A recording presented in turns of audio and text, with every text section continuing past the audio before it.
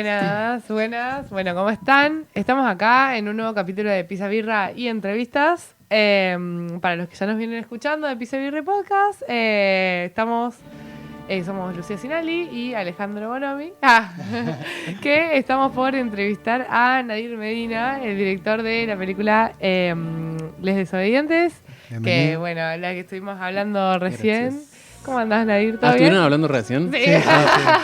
No llegué a escucharles. Te lo perdiste. Espero que bien. Sí, por supuesto. Sí, por la supuesto. idea del programa es... Igual mientan, sí, sí. no, Acá acá venimos a recomendar, a esparcir amor, digamos. solamente sí. Perfecto. traemos a la gente de la que hablamos bien, a los otros. Me parece bien, es una buena política. Claro. Bueno, primero que nada, ¿cómo andás? ¿Todo bien? Bien, hoy en un día particular, pero Sí. acá, metiendo Ahí, el cuerpo. remándola. Sí. Más vale. Bueno, y estábamos hablando un poco de la peli también, que justamente, plantea varios temas interesantes. Y primero que nada, yo te quería preguntar cómo surgió la idea de la peli. Pará, esa es difícil. No, bueno, la peli surge por varias razones. Uno, bueno, si ya estuvieron hablando de la peli saben un poco de qué va, pero la peli tiende un puente posible entre la Córdoba revolucionaria de finales de los 70, principios de los 70, esas movilizaciones del cordobazo, del viborazo, con una distopía, una actualidad paralela, no tan paralela en este momento. Y surge un poco porque yo hacía mucho tiempo que tenía ganas de hacer algo con el cordobazo, un poco por una historia personal. Mi viejo era sindicalista, fue parte activa del cordobazo en el 69, después fue preso político en el 76, estuvo 6 años preso.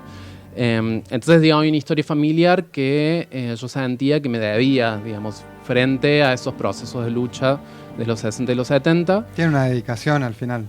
Sí, en realidad la dedicación es a mi abuela, que falleció en ese momento. Mi viejo estaba vivo, se murió antes de ver la peli, así que podría, sin duda, tener una dedicatoria a él. Pero bueno, por un lado surge, digamos, por esa necesidad, y yo en ese proceso empezar a pensar una película en relación al cordobazo. Aparecen unas imágenes de archivo del cordobazo, de un archivo privado de Córdoba, que es el archivo Julio Cervali, que había unas latas en 16 milímetros que parece que tenían un material inédito del cordobazo. Entonces hicimos una digitalización medio casera de ese material y empezamos a verlo, y algo ahí empezó como a ver una posibilidad de película en ese material. Claro. Y como yo no soy documentalista, no sé cómo hacer documental, no sé cómo acercarme a las preguntas del documental, digamos, soy claramente un hijo de la ficción. Mi forma de dialogar con ese material era construir una ficción alrededor de ese material. Claro. Una ficción que sea una ficción que discuta y dialogue con ese material, y no forzar ese material al decir algo que ese material no es. Entonces, como ahí hacer un procedimiento de montaje, no montaje cinematográfico, sino montaje a lo de Didier Uberman, ¿no? Sí, de establecer un puente posible, un diálogo posible con ese material. Y ahí, bueno, yo convoco un grupo de actrices, entre los que estaba Alicia Bisani, que es la protagonista, Bianco, Eli Gagliano. Y yo tenía escrita 6 páginas. Y trabajamos una película sin guión. La película no se trabajó con un guión, se filmó durante 2 años. Los fines de semana a la noche, cuando podíamos, porque la película no tenía un mango. Y yo hacía varios años que venía trabajando en teatro independiente. Yo soy director de teatro también. Y había algo de ese proceso de creación y de montaje de una obra teatral que es mucho más libre, que vos ensayás y vas encontrando la obra mientras la ensayás para llegar a un estreno, que en el cine eso no pasa, porque en general trabajas con un guión, filmás 3, 4, 5, 6 semanas y después montas y estrenás.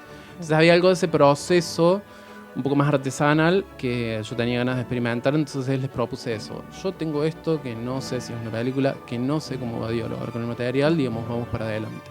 Y así empezamos ese proceso de filmar algunas escenas, juntarnos a editar con Lucía Torres Minoldo, que es la montajista, que es una crack del universo. Evidentemente.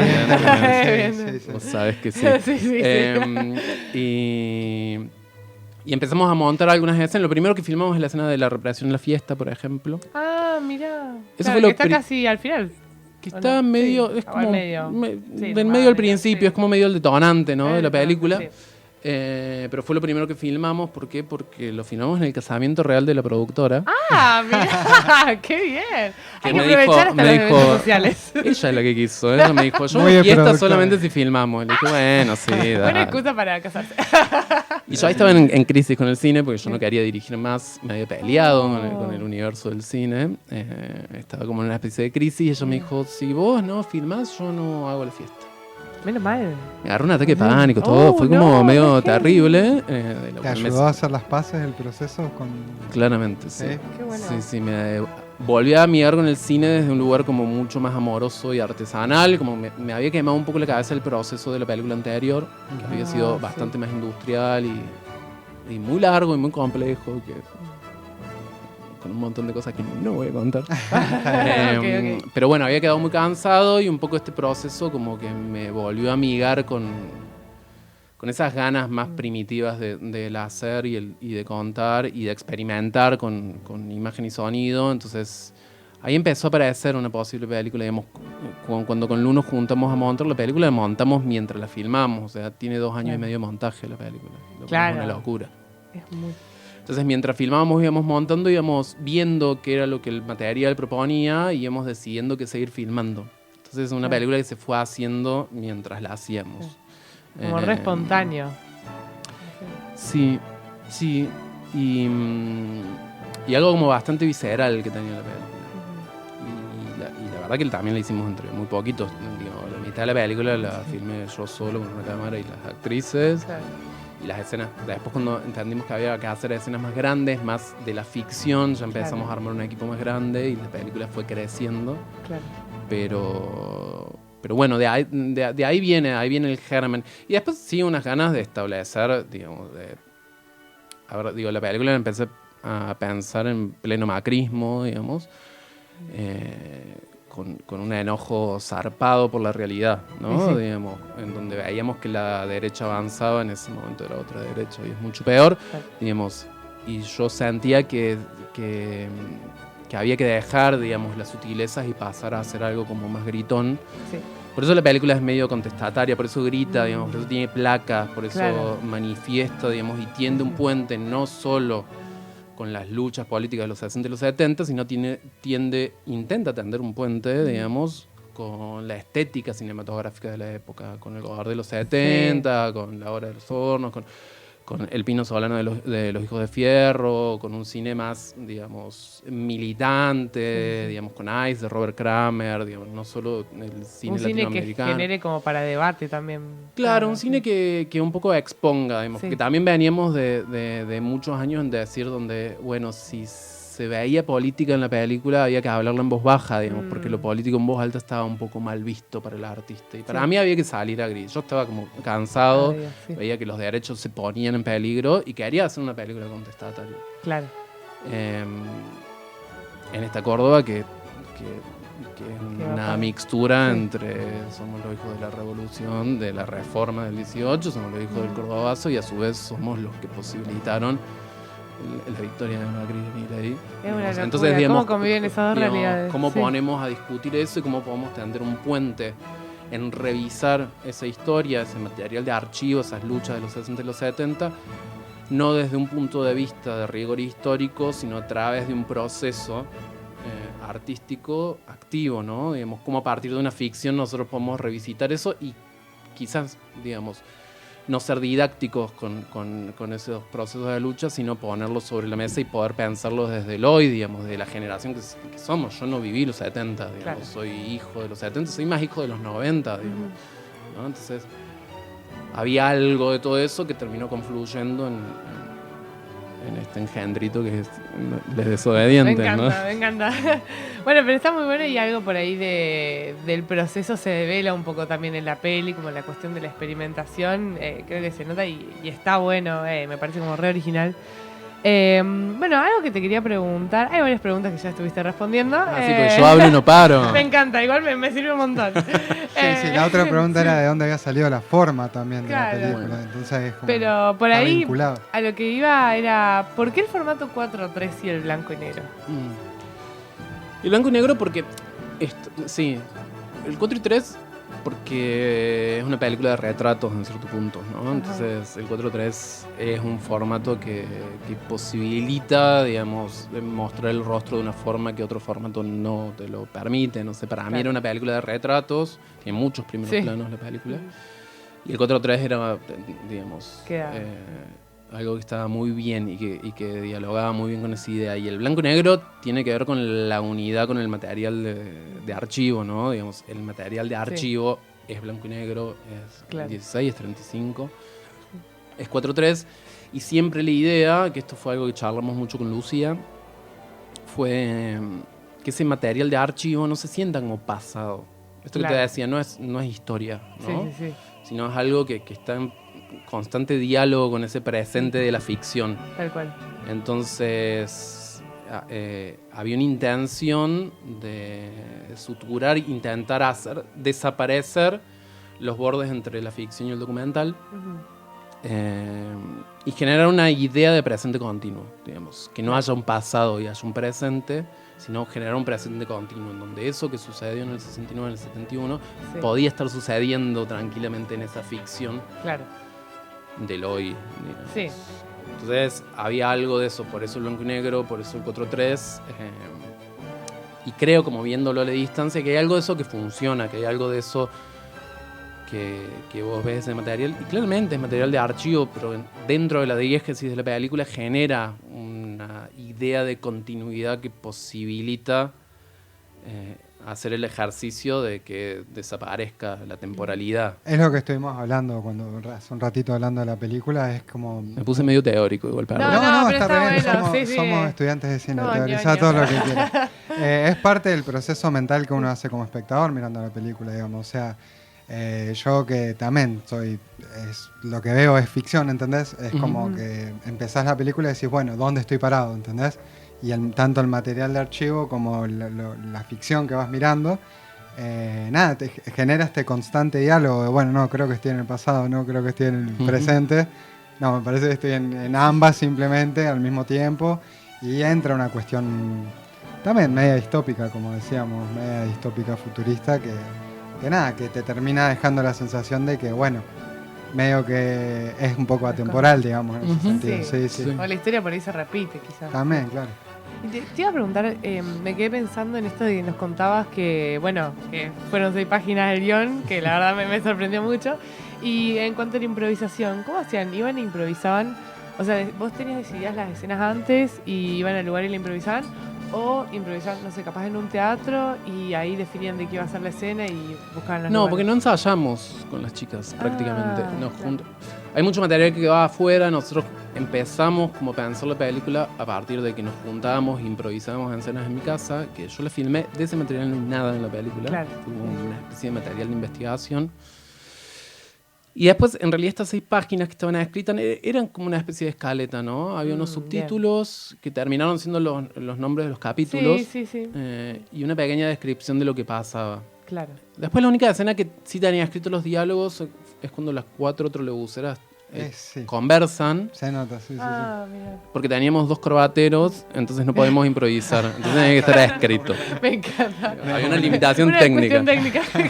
El microfonista tenía que saber a quién apuntarle cuando hablaba. Entonces, esa escena sí está escrita. Después, el resto... después el manifiesto que le Eva, algunos textos de Alicia, sobre todo los textos en off, sí están escritos, y que en general la mayoría ni siquiera están escritos por mí, son citas, digamos. Son citas de Didi Uberman, son citas de otras películas como de Eyes de Robert Kramer, hay citas, hay muchas citas. Hay citas a poemas, bueno, hay un montón, digamos. La película también hace eso, tiene como un sistema de citas, tanto en los textos como en muchas escenas, digamos. La escena del estadio es una cita, Invasión de Hugo Santiago, digamos. Hay como muchas cositas ahí. Está bueno. Medio un collage. Que a mí me servían también como para empujar la película hacia adelante, digamos, ¿no? Era como, bueno, uso esto que a mí me propulsa hacia adelante y sobre esto hacemos. Y después de eso llegamos y no sabíamos muchas veces qué hacer. Yo ponía la cámara y le decía, Ali, vení corriendo, mira la cámara y salí corriendo. Y sobre eso íbamos construyendo, pero sí había ciertas discusiones. Pero eso, la película no está improvisada en cierto punto, sino que cada escenita está un poco pensada, sobre todo a partir de esa primera escena que filmamos, ¿no? Y que montamos con el material, que entendimos con Lucía cómo funcionaba el diálogo entre la ficción y el material de archivo. Claro. Entonces, a partir de eso empezaron a aparecer ideas de qué filmar. Claro. Y ahí salimos a filmar cosas que sabíamos, porque además había que saber, porque no había plata. El lugar, sí, y no había mango. Entonces, claro. Digamos, la película se filmó por 15 a 20 jornadas durante 2 años, y cada vez que salimos a filmar, digamos, había que ser muy precisos, digamos, ¿no? Digamos, cuando nos dieron el lugar de los troles, la TAMSE, nos dieron una noche. Entonces había que, tira todo ahí. Hagamos, digamos, había que ser precisos, no había como mucho tiempo para... pero bueno, también éramos un equipo que confiábamos mucho y que veníamos trabajando mucho, digamos. Claro. Estaba Flor Webb, el Dani Mascambrón y, digamos, Nati Córdoba. ¿Solés trabajar con las mismas personas dentro de Éramos compañeros de la facu y después hicimos todo juntos. ¿Repetís el actor del espacio entre los dos? ¿Un muchacho? El Santi, sí. Bueno, había algo ahí que, digamos, como un equipo que ya nos conocemos mucho también. Claro, sí. Vi que trabajaste con el mismo director de fotografía en las primeras 2. Sí. ¿Y en la tercera también no? No, le hice yo a la foto. Le hiciste bueno, pues ahí va de una. Todo hizo. Era más caserita. Sí. No, y después eso, digamos, cámara algunas veces hice yo, otras veces hizo el Dari Mascambroni, que es director, que hizo Mochila de Plomo, 1 de enero, Lo Deseado. Yo hice la foto de sus 3 películas. Flor Webb, que también trabajó en la peli, yo hice la foto de sus 2 películas. Entonces, digamos, y ella hizo el arte de todas mis pelis, el Dari hizo la cámara de mis pelis. Digo, como hay algo ahí de una comunidad que entendemos muy bien. Somos súper amigos, digamos. Esa es la verdad, digamos. Claro, entonces, como hay algo ahí que no hace falta que digamos mucho, que nos manejamos, entonces eso también posibilita. Que es algo que tiene de particular Córdoba, digamos. El cine de Córdoba tiene ese condimento. Sí, claro. Que somos prácticamente una familia en donde colaboramos. Filmar el acto de salir a filmar es diferente en otros lados. Claro. Creo yo. Qué lindo. Un poco romántico. Y te iba a preguntar, con respecto ahora más al trabajo con el archivo, ¿cómo fue? Porque, me imagino que es un re laburazo ya de por sí hacer toda esa revisión y la selección además. No sé cómo fue eso, cómo fue el proceso, qué criterios tomaron. Yo no vi todo el material de archivo. Bueno. La que lo vio fue Lucía, esa es la realidad. Bien. Una gran montajista. Sí, una capa de la vida. Sí. Nosotros trabajamos con 2 fuentes de material de archivo. Uno fue todo ese material que digitalizamos del archivo Julio Cervali. Y después con el archivo que es más conocido en cierto punto, que es un archivo que es lo que tiene el CDA, digamos, que es lo que viene de Canal 10, Canal 12, que llegó a nosotros por arte de magia en unos DVDs que encontramos. Y fue como, bueno, veamos esto, no sé qué cosa, y sí, Lu hizo una preselección, después fuimos trabajando juntos, pero la realidad era que la que trabajó más ese material fue Lucía. Y íbamos discutiendo mucho. Claro. Cada uno de los fragmentos. Lo que pasa es que eso fue un trabajo tan largo. Claro, 2 años. Que cada segmento de la película tuvo mucho trabajo. Entonces, cuando llegamos al armado grande, fue como unimos todo y un poco la película ya estaba. Después hubo un trabajo de mover bloques y de afinar un montón de cosas. Pero bueno, también eso, fuimos descubriendo algunas cosas en el material de archivo. Hay algunas secuencias en donde nos interesaba también mostrar que esto fue un descubrimiento de Lu. Gente que filma dentro del material de archivo. Entonces, si vos ves la película... Que le sacan la cámara a uno. Sacan la cámara a uno, hay gente que filma. Entonces, como también, dar vuelta, ¿no? La cámara y mostrar a la gente que filmaba. Y también hay una intención de bucear en ese material de archivo, buscando a las mujeres en ese material de archivo, que es muy difícil de encontrar. Sí, no había mucho. Entonces cuando aparecía una mujer hacer un poquito de foco, porque la ficción tenía que ver con eso también, digamos. La película en cierto punto se hace cargo desde su actualidad del movimiento de mujeres, ¿no? Digamos, que como fue, una de posibilidad hecho, de lucha. En la época. Trolebuseras, claramente. Sí. Del paro de la habían UTA. acampado en la plaza, todo. Claro, cuando yo estaba pensando en la película, sucedió el paro de la UTA, el conflicto con las trolebuseras, que duró mucho tiempo. Sí. Y en un momento incluso hubo una idea de trabajar con ellas. Después, por una cuestión de producción, no hubo posibilidad. Claro. Por esta dilatación del proceso de rodaje en el tiempo y por lo que necesitamos en la película, no podíamos contar con esa gente siempre. Sí. Claro. Entonces fue como, bueno, trabajemos con actrices. Sí. Porque en un momento fue, agarremos las 3 actrices, agarremos mucho más. Vamos con las 3 actrices y nos metemos en una asamblea de las trolebuseras. Mira, tremendo. Y vemos qué pasa. Mal, bien documental. Era complejo. sí, porque aparte había un conflicto interno muy fuerte entre un montón de partes de ese sindicato, porque bla. Pero me fui por las ramas, no sé ni qué estaba diciendo. Pero lo del material de archivo. Sí, estábamos hablando del archivo. Sí, es complejo, pero bueno, nada, eso, como había ciertas búsquedas que nos dimos en el material de archivo. Y también lo que tiene muy particular ese material de archivo que te das cuenta trabajándolo es que la cámara está siempre del lado de los milicos, ¿no? Claro, tal cual. Entonces también había una intención de girar un poquito ese potencial hacia el lado del obrero. Claro. En general es así. Sí, está bueno. Y nada, eso fue mucho trabajo, la verdad, son horas de mirar y sentar, y eso es confiar en un montajista.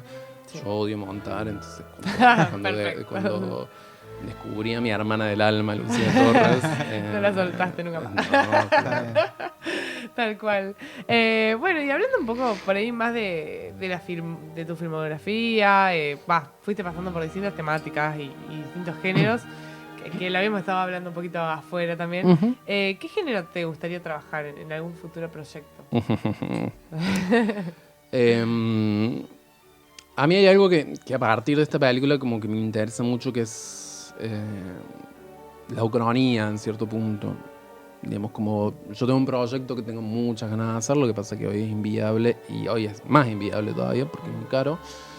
Pero es una película que se llama Hombre en órbita, que transcurre a inicios de los 60 y es la historia del primer astronauta argentino peronista. Mirá, que va a ser el primer astronauta en el espacio, claro, ganándole la carrera espacial a Yuri Gagarin. Sí. Y hay algo de eso, como revisitar la historia a partir de la ficción, de una ficción ucrónica, ¿no? Como, sí. Como la falta de respeto a la historia, digamos, desde un prisma actual, contemporáneo, digamos, me parece re interesante. Entonces, digamos, hay algo de la investigación en relación a esa ciencia ficción, ucronía, que me interesa, digamos, pero... Entiendo la complejidad, digamos, de hacer, sí, del proyecto. Sí. Una banda. Venimos re bien porque la película tuvo un desarrollo, incluso fuimos a varios mercados de Europa, digamos, la película venía avanzando, pero bueno, la destrozó la desaparición del instituto, bueno, Milei. Y sí. ¿Qué nos pasó, Milei? Entre otras cosas, ¿no? Sí. Pero, tal cual. Pero bueno, en algún momento igual está el proyecto, así que si el proyecto está, sí, será...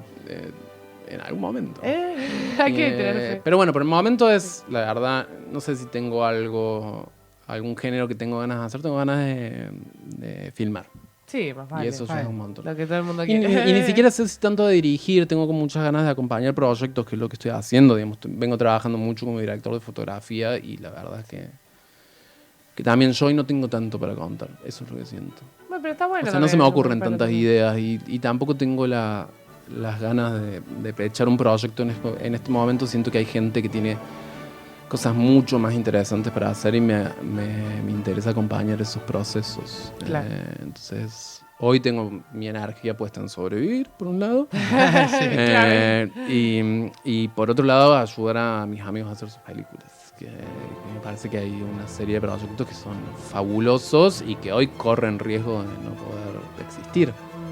Claro. Entonces, digamos, ahí está mi energía en relación al hacer cine. Porque uno hace cine de muchas formas, no solo dirigiendo, ¿no? No, sí, está buenísimo que nos cuentes el proceso de cómo hiciste esta peli, porque es eso, digamos, tuviste como un diálogo, digamos, con esa idea y le fuiste buscando la forma. Porque por ahí, estamos como muy, programados a decir, bueno, tengo que tener un guión de 120 páginas y ese guión tiene que estar estructurado de esta manera y lo tengo que presentar de esta manera porque si no, no existe. Y está bueno saber como que hay otras formas de llegar a un resultado, recontra interesante de ver y de pensar, digamos. Yo te quería hacer, que antes de la pregunta final, te quería hacer una pregunta que surgió en el programa cuando le estábamos haciendo. A ver. Porque a nosotros nos gusta mucho Sandro. Y entonces, nos encantó que al final de la peli suena Rosa Rosa de Sandro. Entonces y que la rosa es el símbolo. Y la rosa es el símbolo. Y hay una película de Sandro que se llama Operación Rosa Rosa. Y te queremos preguntar si vos habías visto la peli. Yo vi muchas películas de Sandro. Claro. Mi madre, fanática de Sandro. Yo vivo en Río Ceballos. En Río Ceballos no había mucha cantidad de canales. Claro. ¿no? Cuando yo vivía en Río Ceballos, en mi infancia, creo que el cable tenía 25 canales. Bueno, claro. Uno de esos canales era Volver. Y mi madre, fanática de dejar Volver todo el día, eran todas las de Palito y todas las de Sandro. Sí. Y todas las de Leonardo Fabio y varias más, digamos, que me cultivaron en esa parte de la cinefilia argentina. Después uno descubre otra parte más oculta. Pero vi muchas películas de Sandro y en realidad pensando en esta película, yo quería en realidad había empezado a pensar para mí esa canción, que es como una especie de llamado a la lucha en la película. Sí. Yo quería que sea un tema popular. Entonces, en realidad, claramente lo primero que pensé, un bolero de Fabio. Claro. Sobre todo porque Fabio es peronista. Y lo amamos. Claro. Pero bueno, después en esa búsqueda y en ese... Y en ese pensar que podía aparecer, obviamente apareció Sandro como un artista absolutamente popular en Argentina.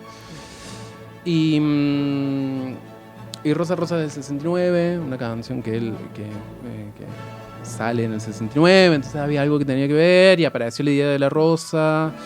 Y la rosa también simbólicamente dentro de los movimientos de izquierda fue algo muy potente, de Rosa Luxemburgo hasta la revolución de los claveles.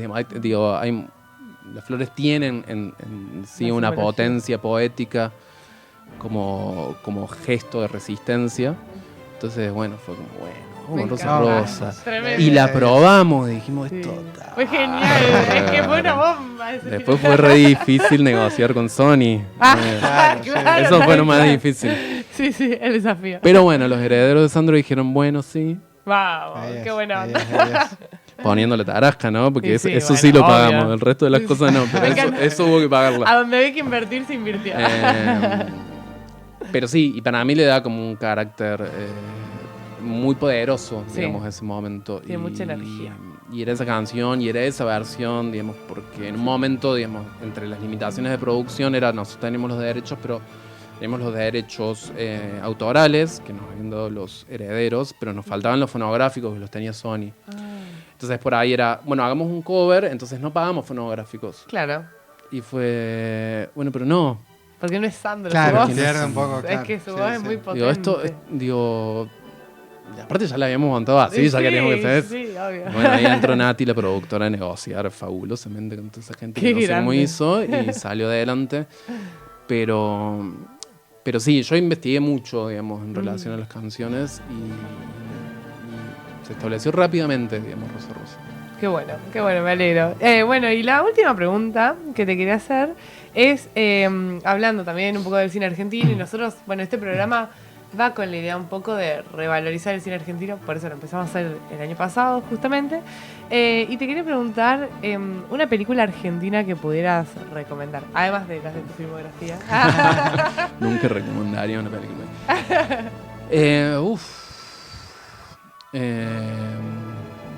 Muchas, ¿puedo decir varias? Sí, puedo decir varias. Puedo decir Alianza para el Progreso, una película de Ludueña, que es un director bastante desconocido del cine moderno, digamos, de la década de los... Esa película creo que es de los 70. si no me equivoco. Cuarentena, la película que narra la vida de Bayer, del regreso de Bayer a la Argentina. Se pasó hace poco acá en el Cineclub, es una película fabulosa de un documentalista que vive en el sur de la Argentina, todavía está vivo. Que tiene una película fabulosa que se llama Juan como si nada hubiera sucedido, no sé si la vieron. Un documental fabuloso sobre el único desaparecido de Bariloche. Mira. Es una película magnífica, tiene una escena de él, el director, entrevistando a Aldo Rico, que es una de las cosas más potentes que dio el cine argentino.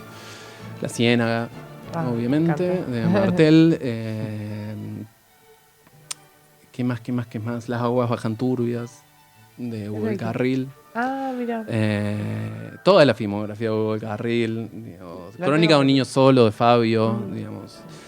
Hay muchos directores, hay mucho del cine moderno argentino y del cine clásico argentino que no se conoce, digamos, de películas previas a los 60, ¿no? Películas de los 20, de los 30, Salavsky, Romero, Elvira Fernández, Vendedora de Tiendas. Es una película fabulosa. ¿De Romero? De Romero, de Manuel Romero. Esa película no se consigue para ver. Había una copia en YouTube desastrosa, pero la tiene el Museo de Cine, tiene unas copias en 16 milímetros que son increíbles. Hay mucho para investigar de cine clásico argentino. Está buenísimo revisitar. Y que ahí meto chivo, digamos, pero la revista de crítica La Vida Útil, que es una revista de crítica cordobesa y porteña, digamos, que es la unión de la Cinéfilo con otra revista de Buenos Aires, que creo que van por la 5ª o 6ª edición. Están haciendo hace 2 ediciones un dossier de cine argentino moderno, que es absolutamente interesante, y hacen un rescate de la historia del cine argentino que la verdad vale la pena revisitar, digamos. Incluso ellos el año pasado, junto con otras revistas de cine, que si no me equivoco son Taipei y La Tierra Quema, hicieron la encuesta de cine argentino. Que está, si ustedes googlean la encuesta de cine argentino, hay una encuesta que hicieron a 500, 600 personas del quehacer cinematográfico, y está el top 100 de películas argentinas, y la mayoría de ese top 100 tiene links a donde se pueden ver esas películas. Buenísimo, porque cuesta un montón por ahí encontrar. Así que vayan ahí, porque entre el top 10 está La Ciénaga, que salió primera, pero están varias de Fabio, varias de Hugo del Carril. Digo, hay realmente una filmografía para revisitar, digamos, Los Hijos de Fierro, de Pino Solano. Digo, hay algo ahí que nos debemos como directores y como cineastas argentinos de revisitar nuestra propia historia del cine, que no la conocemos. Sí. Que no empezó en los 90, digamos, con Martel y Alonso, ¿no? Claro. Digamos, y que no son las películas de la dictadura de Olmedo y Porcel, digamos. Claro. Hay algo mucho más potente en el cine, y hay que volver ahí, ¿no? Hay que volver a revisitar, porque hay unas películas fabulosas, digamos. Entonces, está bueno, digo, entren a la encuesta de cine argentino, busquen las revistas, digamos, y yo recomiendo eso, interiorizarse y después ver películas cordobesas también. Digamos, hacemos cine en Córdoba, veamos las películas de Mario Aparicio, veamos las películas. Ahora en el cine está Una casa con 2 perros de Mati Ferreira, que es fabulosa. La semana pasada estuvo la peli nueva de Lugo Curleto, que se llama Dios a las Lilas, que es una comedia graciosísima. Digamos, se está produciendo mucho en Córdoba, entonces también, digamos, salir a ver las películas de nuestros colegas, porque en Córdoba se está haciendo muy buen cine. Sí, bueno, eso fue una de las cosas que más nos gustó de ver tus películas, digamos, sentir que estaban pasando como a la vuelta de casa, digamos. Bueno. Sí. A eso vamos, y qué bueno que lo recomiendes, porque siempre le decimos por ahí a los espectadores que vayan al Cineclub, así que bueno, recomendamos nuevamente. Vayan mañana que termina Una casa con 2 perros en el Cineclub, creo que tiene 2 funciones más mañana. El jueves se estrena la de Cami Sosa Villada, Tesis para una domesticación, que no es es cordobesa, pero no es cordobesa, pero digamos, sí va a estar toda la semana, digamos, trabajó mucha gente de Córdoba en esa película. Y hay varias películas que se van a estrenar este año, que quizás sea el último coletazo de películas hasta no sé cuándo, digamos, porque realmente no se está filmando ni en Córdoba ni en todo el país desde el año pasado. Entonces estamos como estrenando el último coletazo de películas. Veremos, el año que viene no va a haber películas argentinas, chicos, perdón, digamos, pero es la realidad, digamos, se van a estrenar 4 o 5 películas. Y este año no se están filmando películas tampoco. Claro. Entonces, digamos, también se están filmando películas de guerrilla, que está bien que existan, ¿no? Sí. Pero, digamos, hay una industria que está sufriendo, que se está cayendo a pedazos.